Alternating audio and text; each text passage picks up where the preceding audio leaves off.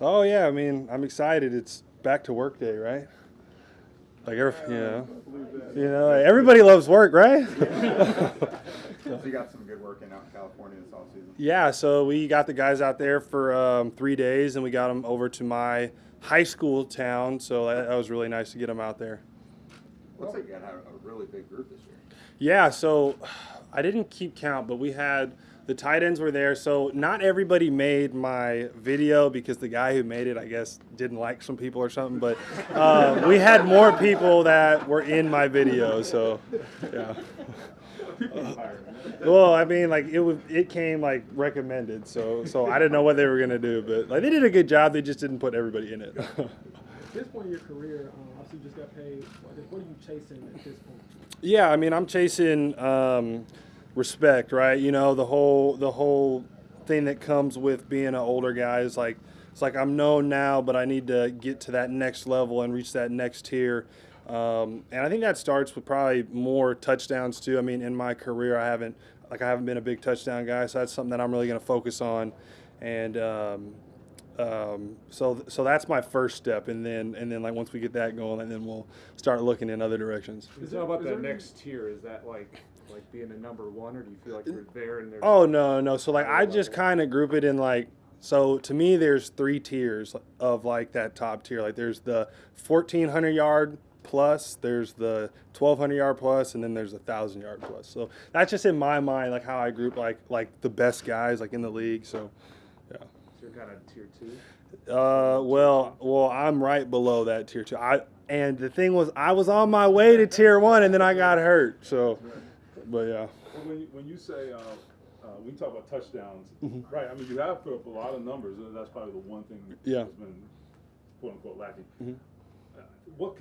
How do you change that? I guess because some of that has to come in the flow of the game. Yeah, too, right? yeah. I mean, I think it's a conversation you just have to have like with your play callers and like your coach. Like, just let them know, hey, like I can finish those plays, and then being able to finish those plays and take it in like for the long runs, which is generally like what usually happens. But just being able to do it more.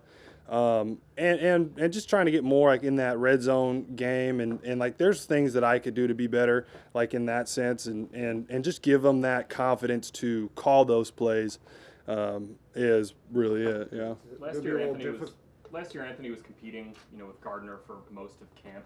Now he's QB1. What do you think would make for a successful camp for Anthony this year? I think for Anthony is just getting back into the flow of things because every time that I've seen him like this offseason, I mean, he looks great. I mean, like he's in good shape. I mean, he's throwing well. He's all healed up. So really just further learning and more experience. We have 2 joint practices coming up, like which will be good to get that fresh competition in. Preseason games and just get him ramped up and ready to play because it's been a long time since he's been able to play football. A lot of times we talk about quarterbacks in relationship to their like it's in combination with the coach that they work with, right? Bill Walsh and Joe Montana, whatever. But Anthony and Shane Steichen, what do you think that pairing looks like? What is the potential, do you think, of that pairing? Absolutely. I mean, Shane really does a good job to play to his players' strengths.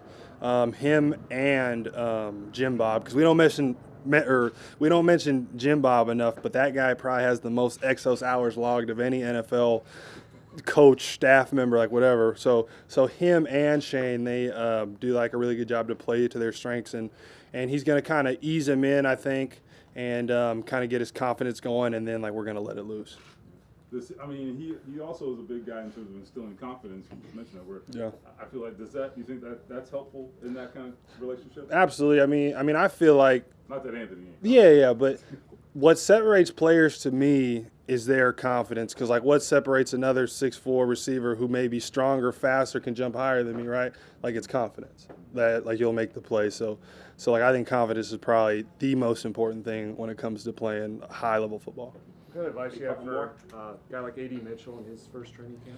Yeah, I just say that it's going to be long and don't let the day-to-day kind of slow you down because it's going to be a slow, grueling process. Just remember that this is what he always dreamed of. He always dreamed of being like in this spot, and to get used to it because he's going to be doing it for a very long time.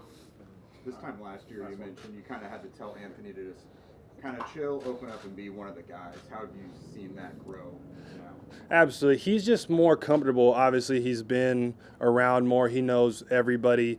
And he's kind of a naturally like I don't want to say reserved, but like he's like not a guy that wants to get up in front and yell around. So that's just his like personality. He leads by example.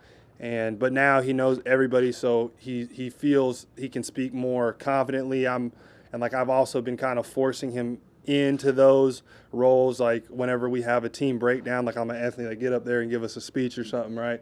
So just being forced into those roles because I didn't always like coming up and talking, right? But you get used to it, like when you do it more often. So.